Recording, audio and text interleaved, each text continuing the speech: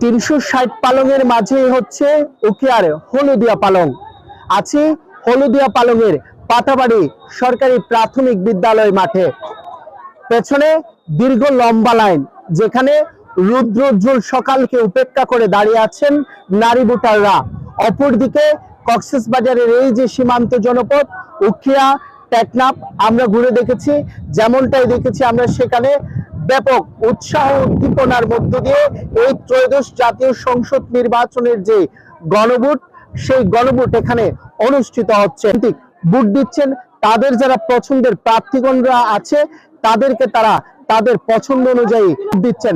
তবে সেই সাথে এখানে তেমন কোনো অপ্রীতিকর ঘটনা ঘটেনি। তবে বেশ কয়েকটি জায়গার মধ্যেই কিন্তু দু একটি ছোটখাটো ঘটনা ঘটেছে। তবে কয়েকজনকে আটকও করেছে আইন শৃঙ্খলা রক্ষাকারী বাহিনী।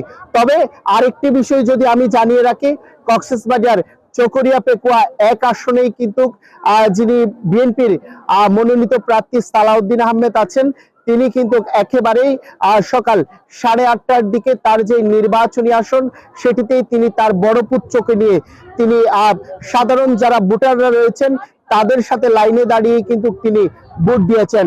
তবে একই সাথে তার যে প্রতিদ্বন্দ্বী প্রার্থী যিনি আছেন আব্দুল্লাহ আল ফারুক, তিনি কিন্তু জামায়াত মনোনীত প্রার্থী, তিনিও কিন্তু একইভাবে তিনি সেখানে ভোট দিয়েছেন।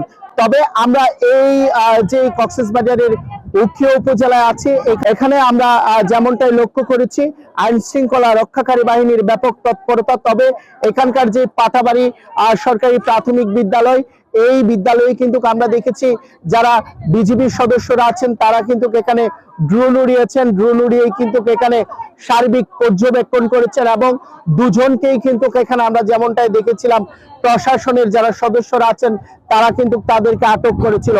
পরবর্তীতে তাদের কাছ থেকে আসলে মুচলেখা নেওয়ার পরে তাদেরকে ছেড়ে দেওয়া হয়।